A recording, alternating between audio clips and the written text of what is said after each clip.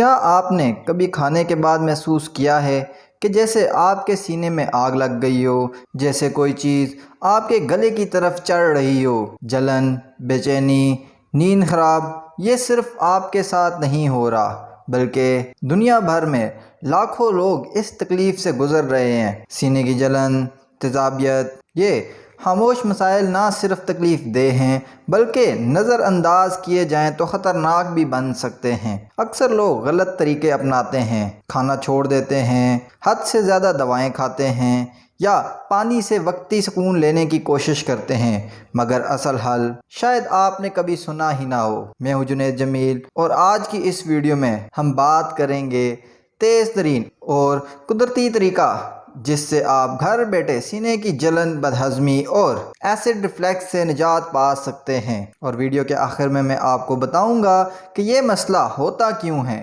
آپ کے کھانے کی کون سی چیز آپ کی آنتوں کو برباد کر رہی ہے۔ سب سے پہلے ہم بات کرتے ہیں سینے کی جلن کا سبب کیا ہے۔ جب آپ کھاتے ہیں تو خوراک آپ کے منہ سے معدے تک چلی جاتی ہے۔ درمیان میں ایک چھوٹا سا مسل یعنی پٹھا ہوتا ہے جسے ہم لوئر ایسوفیجل اسفنکٹر کہتے ہیں۔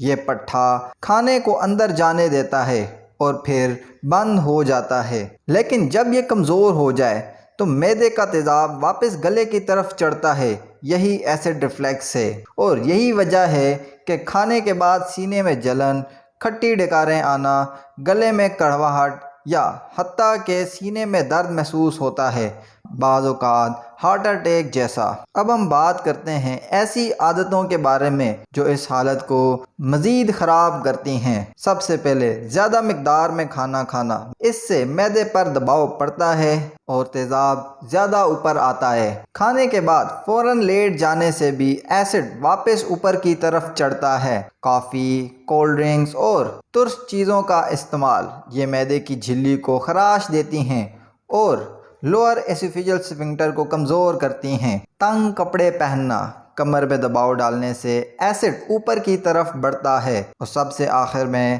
تمباکو نوشی، سگریٹ میں موجود نکوٹین لوئر ایسوفیجل اسفنکٹر کو ڈھیلا کرتی ہے اور ایسڈ کو اوپر آنے دیتی ہے۔ اب ہم بات کرتے ہیں اس کے علاج پر جو واقعی ہی کام کرتے ہیں اور آپ کو فوری سکون دے سکتے ہیں۔ سب سے پہلے سیب کا سرکہ، 1 چمچ نیم گرم پانی میں کھانے سے پہلے معدے کی تیزابیت کو متوازن کرتا ہے۔ کیلا اور دلیا یہ معدے کی دیواروں پر حفاظتی تہہ بناتے ہیں اور جلن کو کم کرتے ہیں۔ ملیٹھی کی چائے گلے اور نالی کی سوزش کو کم کرتی ہے۔ سونف کا 1 چمچ چبانے سے نظام ہاضمہ بہتر ہوتا ہے اور گیس بھی کم ہوتی ہے۔ اب ہم بات کرتے ہیں کہ لمبے عرصے کے لیے خوراک اور عادات میں کیا تبدیلیاں لائی جا سکتی ہیں۔ اگر آپ واقعی ہی چاہتے ہیں کہ یہ مسئلہ ہمیشہ کے لیے ختم ہو تو آپ کو اپنی طرز زندگی بدلنی ہوگی۔ کھانے کی وہ چیزیں جو آپ کو فائدہ دیتی ہیں جیسے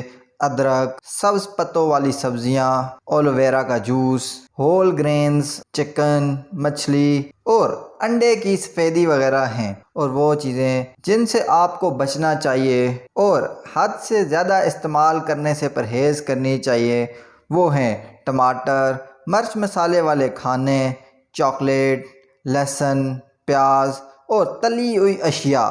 اور کوشش کریں کہ آپ آہستہ آہستہ کھائیں، مکمل چبائیں، سونے سے 2 سے 3 گھنٹے پہلے کھانا بند کر دیں اور ہلکی چہل قدمی کو معمول بنائیں۔ اگر آپ نے اپنی بیماری کا علاج نہیں کیا تو یہ السر اور یہاں تک کہ کینسر کا بھی سبب بن سکتا ہے، تو آج ہی سے اپنی صحت کا خیال رکھنا شروع کر دیں۔ اگر آپ کو ہماری ویڈیو پسند آئی ہو تو لائک کریں اور اپنے دوستوں کے ساتھ بھی شیئر کریں تاکہ وہ بھی اس ویڈیو سے فائدہ حاصل کر سکیں۔ اگر آپ کا اس ریلیٹڈ کوئی بھی کویسچن ہو تو وہ آپ کمنٹ سیکشن میں پوچھ سکتے ہیں، اور اگر ابھی تک آپ نے ہمارا چینل سبسکرائب نہیں کیا تو ابھی بیل آئیکن پہ کلک کریں تاکہ آنے والی ویڈیوز کا نوٹیفیکیشن بھی آپ کو مل سکے۔